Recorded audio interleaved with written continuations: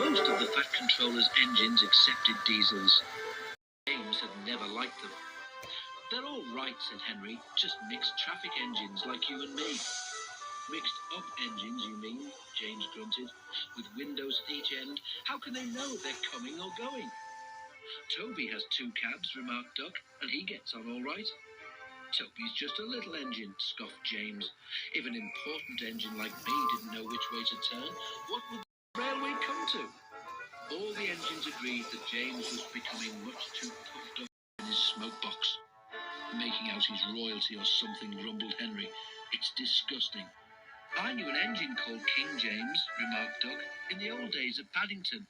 King James the First, he was, but he didn't swank about like that." "Och, dinna be telling James that," pleaded Donald. "It's even mair of a misery he'll be making our lives." "Exactly," agreed Henry. "But who's going to trim his wheels for him?" The engines tried all sorts of ideas, but nothing worked. James grew so conceited that the others were glad when he was away. Even the coaches twittered anxiously to each other if they thought he was to pull next. One day, James came to the shed, fuming with rage. "Shunting," he snorted. "Where are Donald and Douglas? They should be here for jobs like that." But the twins were helping on Edward's branch line, so James had to do the work himself.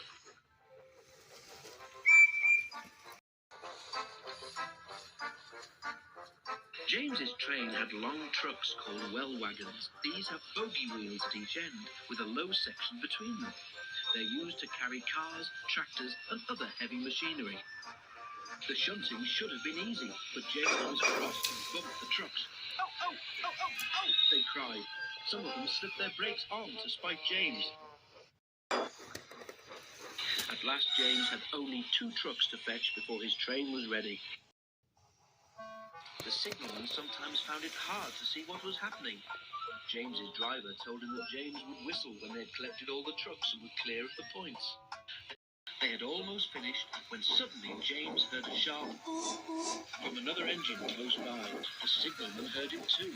He thought it was James saying he was ready. He pulled the lever, setting the points for the main line. But James wasn't ready. The points changed. One of the trucks was halfway over them.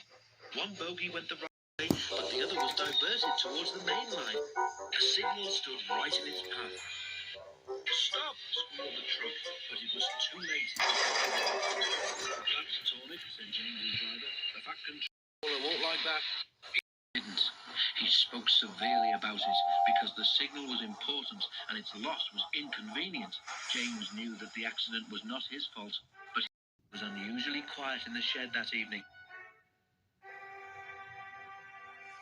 "I suppose it must be difficult to know which way to go when you've got 2 cabs," whispered a voice.